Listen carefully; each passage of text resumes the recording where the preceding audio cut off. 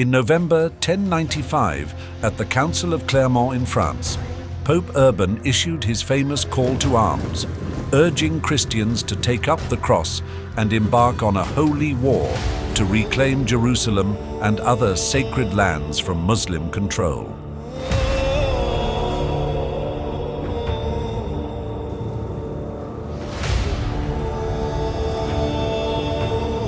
In the 11th century, a new and powerful force, the Seljuk Turks, emerged within the Islamic world.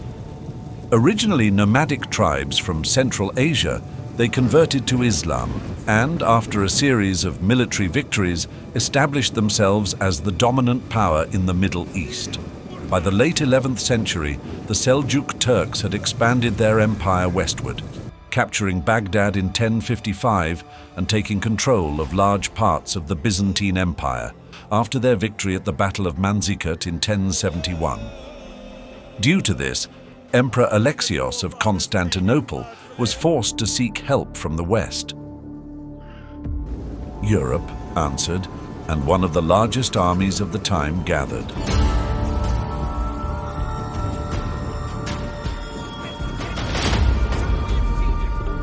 This army was 70,000 men strong and consisted of knights and soldiers from all over Europe. The crusade was led by some of the most powerful nobles of France, many of whom left everything behind, including two of France's most important leaders at the time, Adhemar of Le Puy and Raymond IV, Count of Toulouse. The armies arrived in Constantinople with little food and expected provisions and help from Alexios. The Crusaders may have expected Alexios to become their leader, but he had no interest in joining them and was mainly concerned with transporting them into Asia as quickly as possible. In return for food and supplies, Alexios requested the leaders to swear fealty to him and promised to return to the Byzantine Empire any land recovered from the Turks. Godfrey was the first to take the oath, and almost all the other leaders followed him. Before ensuring that the various armies were shuttled across the Bosporus, Alexios advised the leaders on how best to deal with the Seljuk armies that they would soon encounter.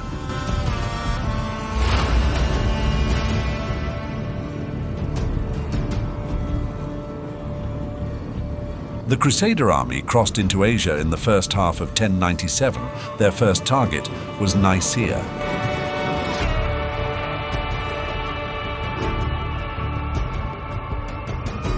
This was a city once under Byzantine rule, but had become the capital of the Seljuk Sultanate. Upon the Crusaders' arrival on the 14th of May, 1097, the city was subjected to siege.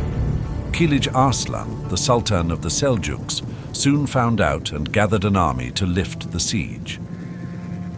On the 16th of May, his force attacked the Crusader army.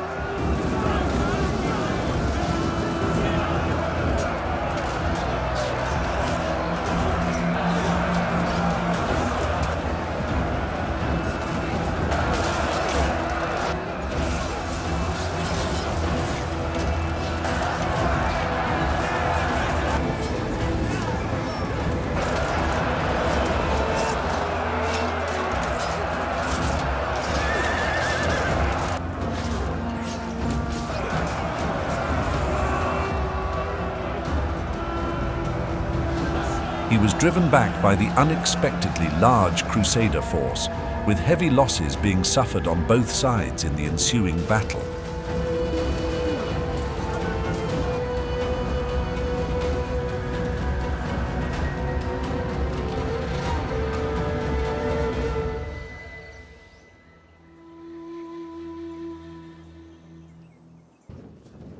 The siege continued, and the Turkish garrison finally surrendered on the 18th of June.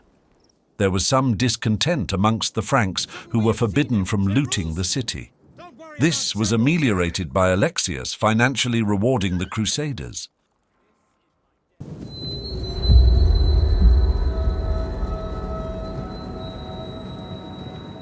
At the end of June, the Crusaders marched on through Anatolia. They were accompanied by some Byzantine troops under Tatikios, and they still harbored the hope that Alexios would send a full Byzantine army to support them. They also divided the army into two more easily managed groups, one contingent led by the Normans and the other by the French.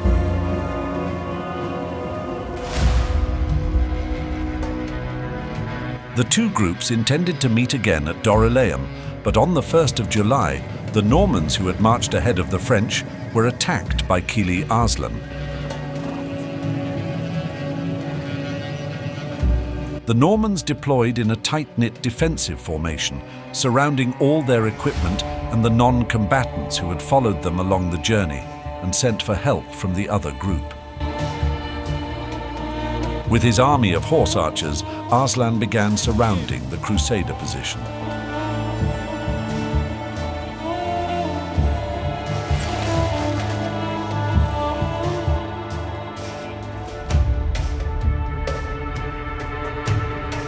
The Crusaders were constantly harassed by horse archers.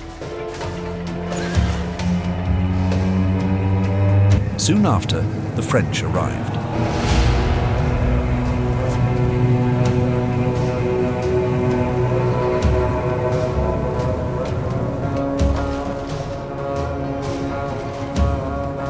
The Turks, who had expected to destroy the Normans and did not anticipate the quick arrival of the French, fled rather than face the combined Crusader army.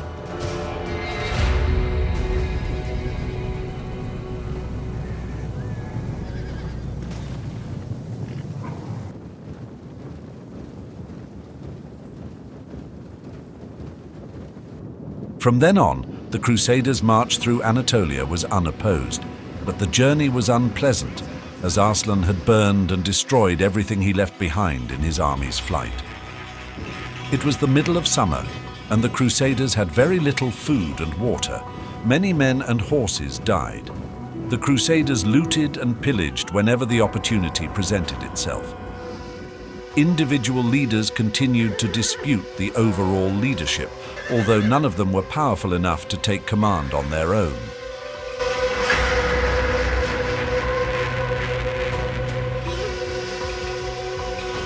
The Crusader army had marched on to Antioch, situated midway between Constantinople and Jerusalem.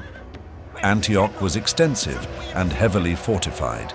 The idea of taking the city by assault was a discouraging one to the Crusaders, and so the Crusader army began a siege on the 20th of October 1097. Antioch was so large that the Crusaders did not have enough troops to fully surround it, and as a result, it was able to stay partially supplied. By January, the attritional 8-month siege led to hundreds, or possibly thousands, of Crusaders dying of starvation. In March, a small English fleet arrived with supplies, along with renewed foraging systems, and this eased the situation. Meanwhile, Kerboga, who was a Seljuk Turk commander, raised a coalition from southern Syria, northern Iraq and Anatolia with the ambition of extending his power from Syria to the Mediterranean. Back at Antioch, Bohemond persuaded the other Crusader leaders that, if Antioch fell, he would keep it for himself, and that an Armenian commander of a section of the city's walls had agreed to allow the Crusaders to enter. The Armenian Firuz helped Bohemond, and a small party entered the city on the 2nd of June and opened a gate, at which point horns were sounded. The city's Christian majority opened the other gates, and the Crusaders entered.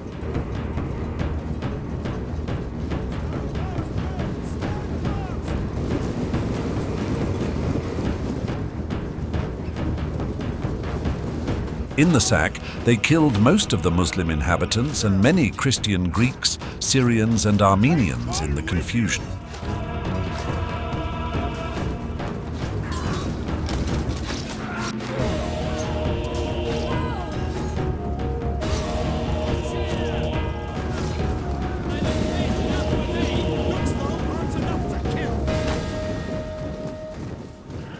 1 month later, the vanguard of Kerboga's 40,000-strong army arrived and surrounded the Franks. From the 10th of June for 4 days, waves of Kerboga's men attacked the city walls from dawn until dusk.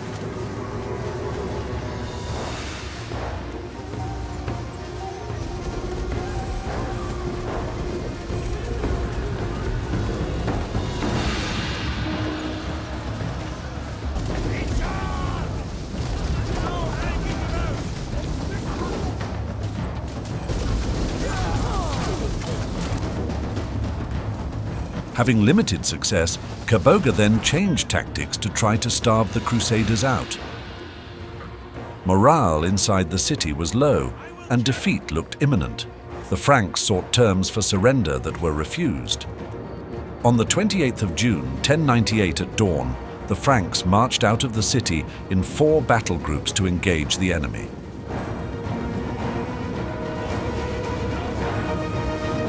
The discipline of the Muslim army did not hold, and a disorderly attack was launched.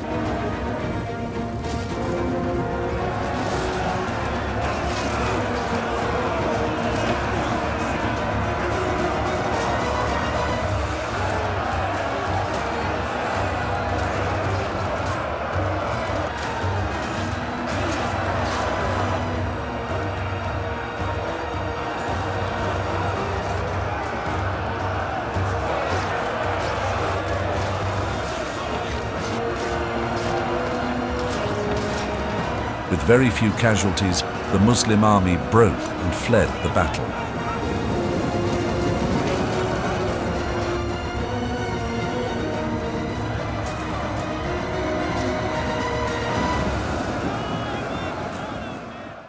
Following the battle, Bohemond asserted his claim to Antioch, but not everyone agreed, so the crusade was delayed for the rest of the year, while the nobles argued amongst themselves. During this time, a plague broke out, killing many in the army. There were now even fewer horses than before, and worse, the Muslim peasants in the area refused to supply the Crusaders with food. At the same time, the minor knights and soldiers had become increasingly restless and threatened to continue to Jerusalem without their squabbling leaders. Finally, at the beginning of 1099, the march restarted, leaving Bohemond behind as the first Prince of Antioch.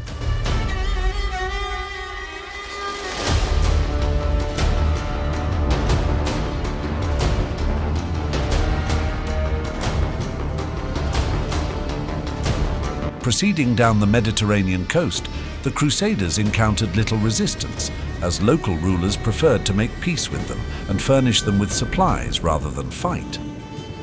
The Crusader forces began to grow, with Robert Curthose and Tancred agreeing to become vassals. The Crusaders then initiated a siege of Acre, a city in northern Lebanon, on the 14th of February 1099. During the siege, the situation was tense among the military leaders. There had been no real leader of the crusade, and this led to struggles for power. The Siege of Acre lasted until the 13th of May, when the Crusaders left, having captured nothing.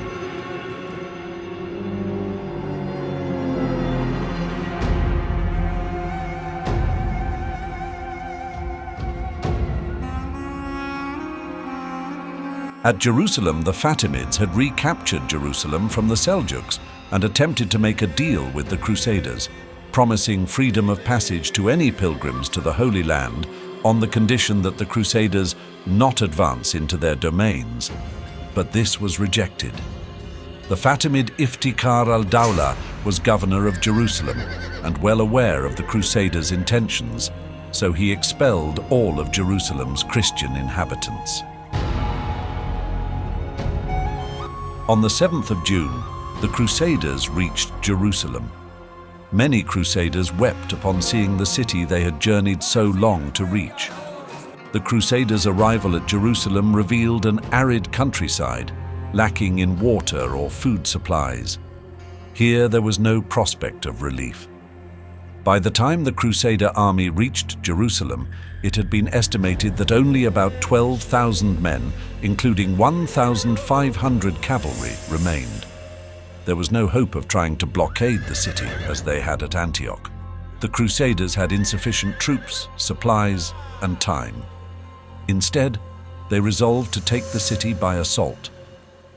While Godfrey and Tancred made camp to the north of the city, Raymond made his to the south. On the 13th of June, the Crusaders began the first assault. During this first assault, many Crusaders did not take part due to the divisions in leadership.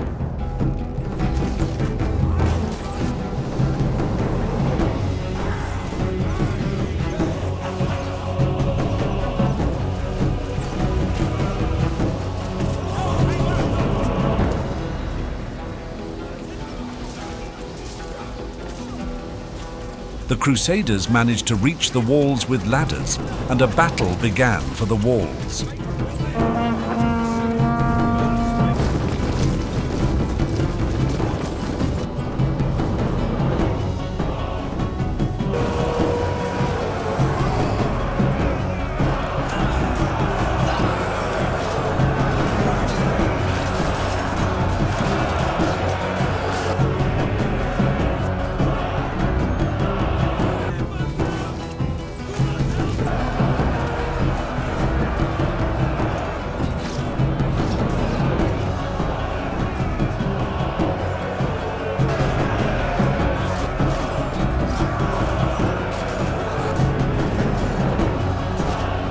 The men who had climbed the walls were killed.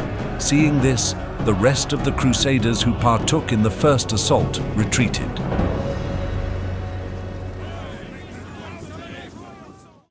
After the failure of the initial assault, a meeting between the various leaders was organized, and it was agreed that a more concentrated attack would be required in the future. On the 17th of June, a party of Genoese mariners under Guglielmo Embriaco arrived and provided the Crusaders with skilled engineers, and perhaps more critically, supplies of timber to build siege engines. News arrived shortly after that a Fatimid relief army had set off from Egypt, giving the Crusaders a very strong incentive to make another assault on the city.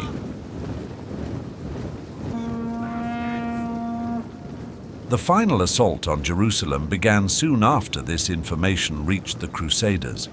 A final push was launched at both ends of the city. Raymond's troops attacked the south gate, while the other contingents attacked the northern wall. On the northern side, the Crusaders scaled the walls and began to capture them.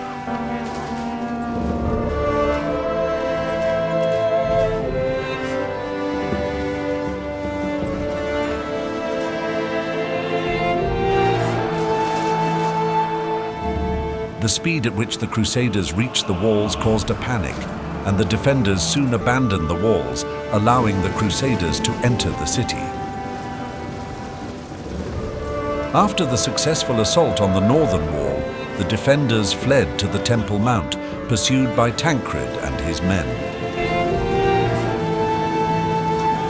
The defenders formed up around the temple and mounted their last stand.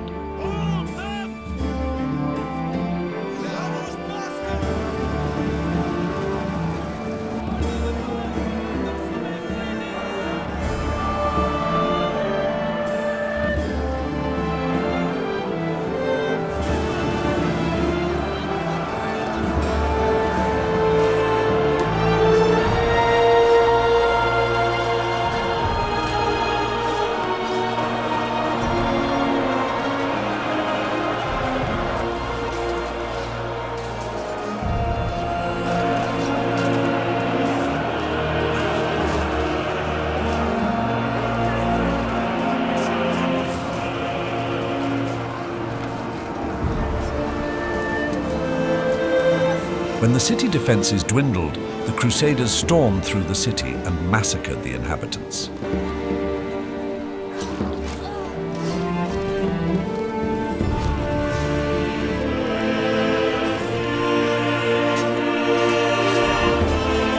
With the Crusaders now in the city, Raymond and his men marched into the city.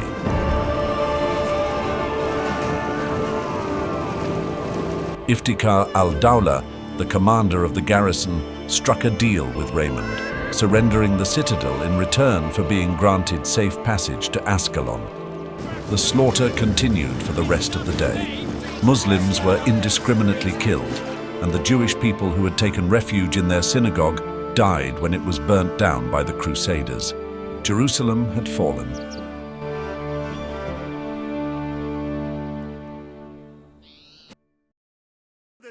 On the 22nd of July, a council was held in the Church of the Holy Sepulchre to establish governance for Jerusalem. Godfrey was then elected leader, accepting the title Advocatus Sancti Sepulchri, or Defender of the Holy Sepulchre. The majority of Crusaders now considered their pilgrimage complete and returned home. Only 300 knights and 2,000 infantry remained to defend the city.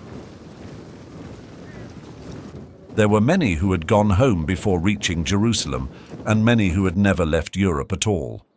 When the success of the Crusade became known, these people were mocked and scorned by their families and threatened with excommunication by the Pope. Back at home in Western Europe, those who had survived to reach Jerusalem were treated as heroes. The First Crusade had a profound and lasting impact on both Europe and the Near East. It marked the beginning of a series of military campaigns that would continue for centuries, as Europeans sought to maintain control of the Holy Land and expand their influence in the Mediterranean. The Crusades also played a key role in shaping European identity, reinforcing the concept of Christendom and deepening the divide between Christianity and Islam.